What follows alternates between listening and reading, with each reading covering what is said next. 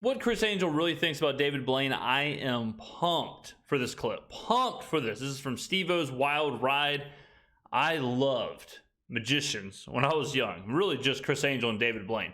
Criss Angel's Mind Freak had me in an absolute blender. It had me under a spell. I never missed an episode. This is back in the day when you bought DVDs of shows. I had the DVD and I would watch it all the time. You know how crazy it is to rewatch a magic show when you know the trick, when you know what's happening? That's how much I like that show. If I had to pick one of the two, I'd probably pick Criss Angel. Criss Angel's, some of his tricks, I mean, on Mind Freak again, were just unbelievable. I remember one trick, he threw a deck of cards at a wall. The card that the girl had signed somehow got inside the glass. I remember another trick where he stole or borrowed, I guess, a lady's wedding ring, and then it was somehow inside of the ice cube in her drink. Unbelievable. I really did believe that Criss Angel, this is embarrassing to admit, I really did believe that Criss Angel had unlocked like the extra 10% or 90% of his brain that people don't use, and he was able to somehow do these illusions. I really believed in Criss Angel. So, but I did like David Blaine as well. Like David Blaine, I was a big fan of the street magic, the street performances. I remember one of his tricks that had me befuddled was he swallowed a quarter and then cut it out of his forearm. Insane to see something like that on the street. Popular magicians or illusionists, like let's just say David Blaine. Do you have relationships with those guys? Like, do you ever do you collab? Do you beef or anything like that? Like, what's like? I don't know. How's your relationships going? All right, I'm gonna tell you a story. I'm not surprised, but I didn't know Criss Angel was so tatted up. That I have not told anyone. Yes, yes. All right. I cannot wait. So, listen, David Blaine, I give props to. He came out, did street magic, blew up before I did, and give him all the props in the world. When he was coming up, I was very aggressive because I had a dream, I had a vision in my mind, I wanted to accomplish it. There's nothing more hit or miss than a magician. Like if you are the best magician, like David Blaine, Criss Angel, David Copperfield, you can be hundreds of millions of dollars. You can be super famous. You could be taken care of forever. Residency in Las Vegas. You can be at the absolute tippy top. But if you're like the sixth best magician, you are just kind of a creep at parties. Like it is either all or nothing at magic. The difference between, yeah, I'm worth $700 million and I have a Vegas residency and I'm an absolute superstar of David Blaine, Criss Angel, and David Copperfield, or, hey, I can't be within 100 yards of a school because, I do magic. Like it's just unbelievable how volatile the profession is. So, I would say, look, whatever David is doing, I can do it, and I'll do it side by side with him. And I guarantee you that whatever he does, I'll last longer, I'll do it better, I'll do whatever, because I was committed to give my life to beating him or anyone else, because I had something so bad that I wanted, and he had it. So he had a big target on his head. And so, I, since then, recently, last year, went to go see his show. And, it's nothing personal. It was just like people do it. Just a competitive guy. I mean, like he said, it's nothing personal. It's just, hey, he's at the top. There's really nobody else to put the target on. It's not like podcasting where there's 500,000 podcasts, all successful. Like that, you could name 20 different podcasters who are hugely successful, huge superstars, whatever, that could have a target on their back. Magic, it's just basically one person at a time. It's almost like the heavyweight champion of the world. It is, and off the top of my head, I can think of David Copperfield, Penn and Teller, Criss Angel, David Blaine, who, like, legit superstars, like I said, very wealthy, residency for a long period of time, and that's really about it. It's a much smaller list, so I don't blame Criss Angel for putting that target on David Blaine, because it's him saying, I want to be that, and if I want to be that, I've got to beat that. So to me all the time, and it's like, bring it. It's totally like part of the thing, because in the magic world, it's, if you go up to somebody on the street and you say name 5 magicians, they have a difficult time doing. Oh man, is Criss Angel reading my mind? Am I in the middle of an illusion right now, ladies and gentlemen? I just said that. I just said name 5 magicians. I mean, let's practice. I mean, I just gave you a little bit of a head start. 5 magicians. Current magicians? I don't think I can do it. I know the guy that was on America's Got Talent or whatever. He's amazing, but I don't know his name. I know Criss Angel, David Blaine, David Copperfield, the amazing Jonathan, Penn and Teller. I think that's it for my lifetime, 34 years. If I was naming magicians that I know, it's probably them. Let me know in the comments below. Name some magicians. Doing that. It's a very small place at the top. Yes. Yeah. And especially, what I'm doing with live and television and stuff. So anyway, I saw him and I went to his show and I was like, dude, I just want to wipe the slate clean. I've never met you before, so I just want to say, like, no hard feelings. Like, I apologize for anything that might have offended you or anything like that. And I took off. I had a beautiful, beautiful ring, gorgeous ring, like 20 G's. I took it off, and I said, "This is for you." And I said, "Let's build a friendship and stuff like that." Because I'm talking, this was in the early 2000s that this went down. It was like so many years ago. And building a relationship over a $20,000 ring has got to be one of the worst possible ways to build a relationship. I gave it to him, and he's like, "Oh, I can't accept this because I'm a minimalist." And then he called his friend over and was like, "Hey, let's put it in a museum. Like, you could do whatever you want with it. I'm giving it to you." And then the guy comes in. He's like, "Oh, okay, thank you, Chris." I was like, "Well, I gave it to David. Yeah. If he wants to give it to you, that's his business because it's a gift from me." And then I was like, "Yeah, let's do a picture." And he's like, "Oh, I can't do a picture with just you and me alone." And it's just fucking bizarre, dude. Like, just bizarre behavior. And it's like, dude, grow up.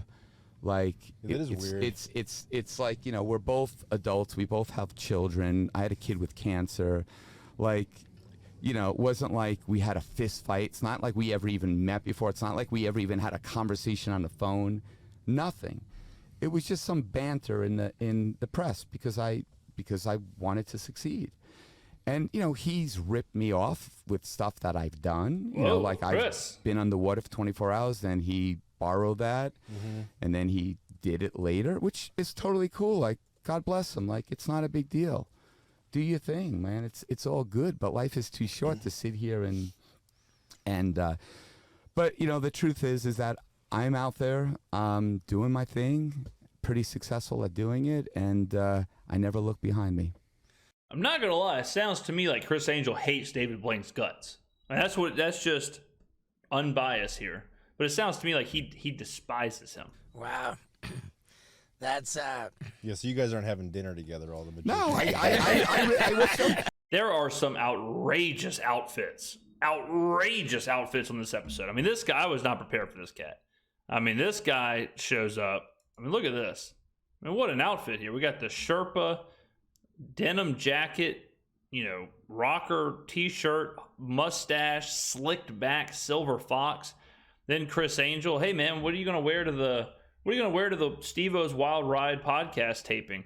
Kind of hard to explain. I'm wearing a giant chain with a black American shirt, with a beanie, with ripped jeans and sunglasses. Oh, and the sunglasses have rhinestone sequins all over the lenses.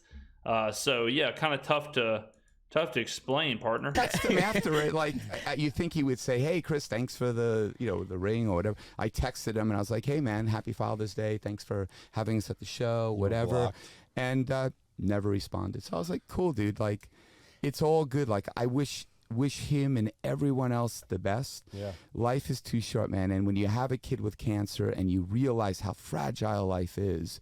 Yeah, I think Criss Angel's kid, if I'm not mistaken, I think his kid had eye cancer, a very rare form of eye cancer. I think he went to like Australia for treatment to try and I'm pretty sure he's a pretty big philanthropist with pediatric cancer. So good for Criss Angel, being obviously getting involved and doing a lot of good for that. All this other shit, like, you never see a hearse pulling a U-Haul. It means nothing. Yeah. It means nothing, especially like, when you want to put love, light, and positivity in the world.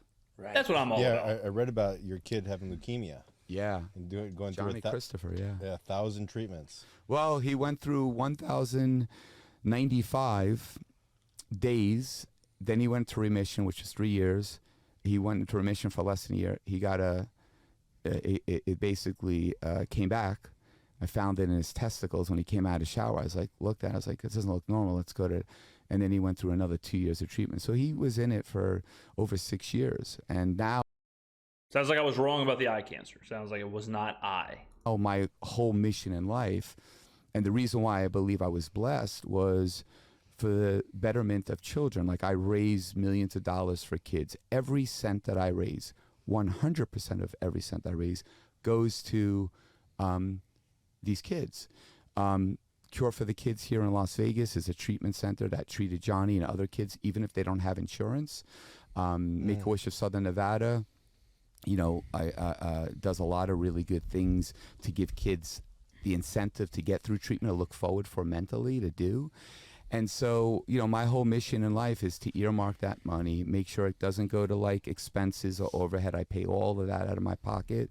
We just raised, I think on December, the 18th, day before my birthday, I had a big event. I had a bunch of bands that you would love that just played Cheap Trick and Faster Pussycat, LA Guns, Skid Row, bunch of bands. Anyway, we raised about over $1.6 million.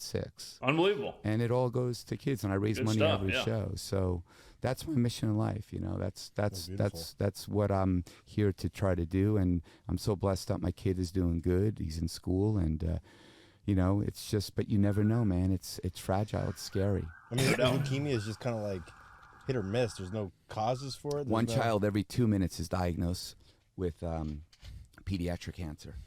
And, that's a huge number. One child every 2 minutes. So, not to bring the show down, but if people want to help, they can go to ChrissAngelHelp.com. They can watch Absolutely. the Get documentary there. I made. It's 13 minutes long. Get It's there, called ladies and gentlemen. 1095.